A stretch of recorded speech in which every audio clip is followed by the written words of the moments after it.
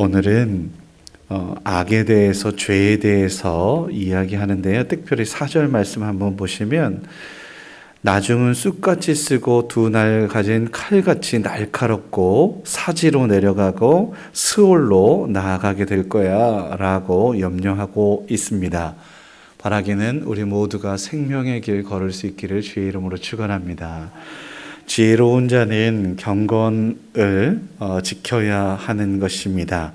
경건한 사람은 죄악을 떠나 있고, 그리고 또 음료, 죄의 유혹들을 멀리 하죠. 그 문도 열지 않는, 그 문도 바라보지 않는 그런 사람이 경건한 사람, 하나님의 사람인 줄 믿습니다. 반대로 미련한 사람은 죄를 가까이 하지요. 그러므로 오늘 잠언의 기자는 8절 말씀 보면, 내 길을 그에게서 멀리 하고 그 집 문에도 가까이 하지 마. 거기는 쳐다도 보지 마 라고 명령하는 겁니다. 죄를 멀리 하라는 말인데요. 죄는 앞서 말씀드렸던 것처럼 처음에는 달콤합니다. 달지만 나중에는 쓰게 되지요. 처음과 끝이 다른 것은 하나님의 속성이 아닙니다.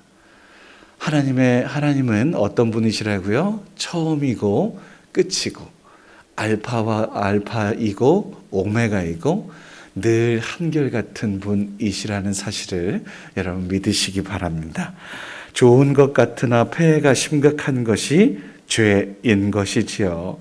그래서 그런 것들은 하나님께서 원하시는 것이 아니면 하지 않는 것, 이것이 하나님의 사람으로서 당연한 모습인 겁니다.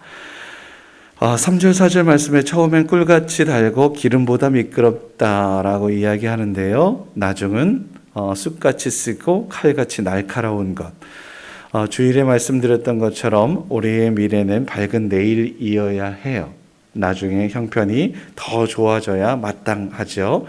귀신들의 장난은 어김없이 나중이 처음보다 좋지 않지 않겠어요? 누가복음 11장 말씀에 보면 예수님께서 하신 말씀이 있는데요. 죄의 결국은 점점 멸망의 길에 있다라고 분명하게 말씀하고 있습니다. 그러므로 오늘도 생명의 길 걷고 오늘도 하나님께서 원하시는 바를 온전히 걸어야 할 줄 믿고요. 오늘 말씀에 8절 10절 말씀에 존영을 잃어버리게 되고 수완을 빼앗기게 될까 두렵다라고 이야기하는데요. 요한복음 10장에도 비슷한 동일한 내용들을 담고 있습니다. 도적이 오는 것은 도둑질, 죽임, 멸망을 위해서이지 않냐. 그러나 예수님께서 오시는 이유는 생명을 주시기 위해 더 풍성한 삶을 얻기 위해서 오시는 거야 라고 분명하게 말씀하시지요. 우리 인생의 말년에 후회 없는 인생을 살았노라 라고 그렇게 돌아볼 수 있었으면 좋겠습니다. 그러지 말 걸이라고 후회하는, 뭐라고 할까요? 어제 뉴스였던 것 같아요. 저는 사건을 잘 모르겠는데 새 모녀를 살해했던 김태현이라고 하는 청년이 그 카메라 앞에서 죄송합니다, 어쩌고저쩌고 무릎 꿇고 사죄하는 이러한 이 모습들을 봤는데, 나중에 후회한들 뭐 하겠습니까? 여러분, 우리가 죄 앞에서 후회하고 땅을 치고 이래서 뭐 하겠습니까? 마찬가지 한 예를 드리겠습니다. 부모님이 살아생전에 효해야지 부모님 돌아가시고 나서 땅을 치고 통곡해서 무엇 하겠습니까? 우리 기독교는 효의 종교이고, 어른들 특별히 부모에게 하나님을 대하듯 사랑으로 공경해야 한다라고 분명하게 말하고 있지 않겠어요?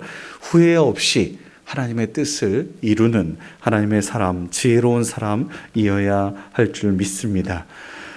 또 아울러서 우리 삶이 감사이고 기뻐하며 살아가야 할 것인데, 더 좋고 더 좋은 밝은 것들을 꿈꿔야 하지만 내 선택에 있어서 후회하지 않는 그런 삶을 살아가야 마땅합니다. 18절 이하의 말씀에 보면 19절 말씀인데요. 내 샘으로 복되게 하고 젊어서 취한 아내를 즐거워해라. 아내와 남편은 즐거워야 마땅하지요.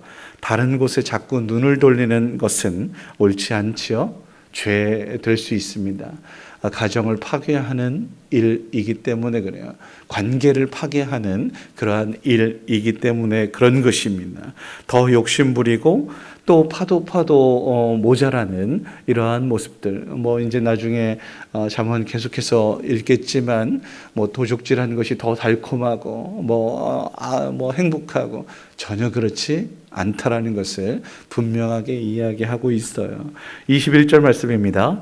여호와의 눈앞에 있어야 하는 것이에요. 우리는 항상 하나님과 함께하는 삶, 그 삶을 살아야 마땅하고 또 아울러서 하나님 앞에 거룩하고 정결하게 살아가야 마땅한 것입니다. 언제나 정직하게, 언제나 올바르게, 언제나 주의 뜻을 따라 살아가는 하나님의 사람. 그래서 오늘 말씀에서 말씀 다 잊어도 오늘 우리가 불렀던 찬양, 주와 함께 동행하며 주와 같이 길 가는 행복한 사람일 수 있기를 주의 이름으로 축원합니다. 기도하겠습니다. 거룩하신 아버지 하나님, 오늘도 새날을 허락하여 주심에 감사드립니다. 참 시간이 얼마나 이렇게 잘 가는지 어느덧 한 주일의 끝자락에 있습니다. 월요일 시작한 것이 엊그제 같은데 벌써 한 주일의 끝자락 토요일입니다.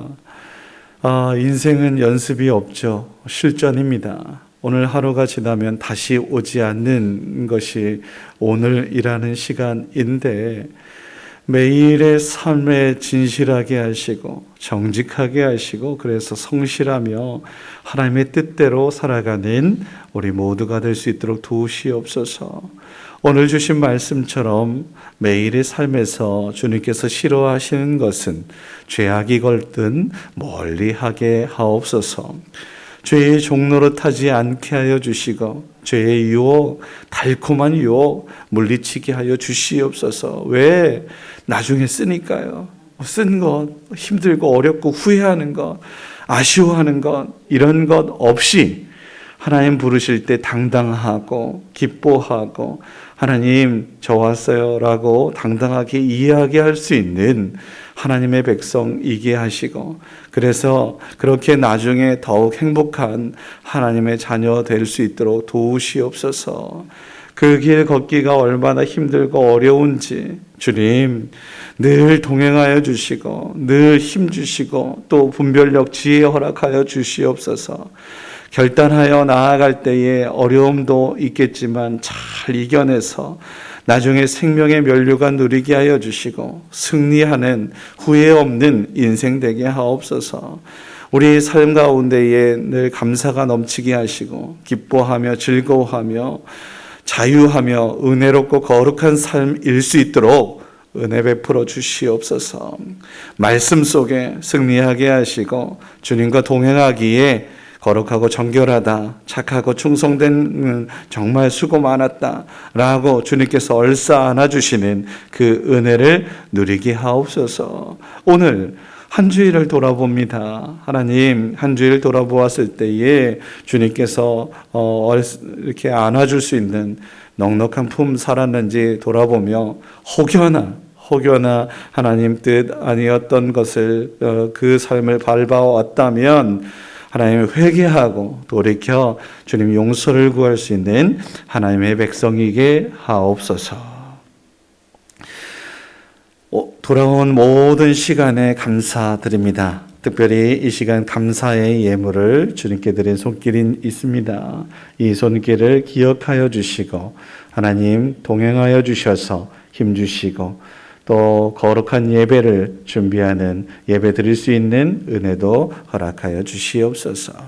모든 것 주님의 손에 의탁하며 부어주실 놀라운 일들이 그의 삶 가운데에 넘치도록 하나님께서 후히 주시고 누르어 넘치는 은혜도 누리게 하옵소서.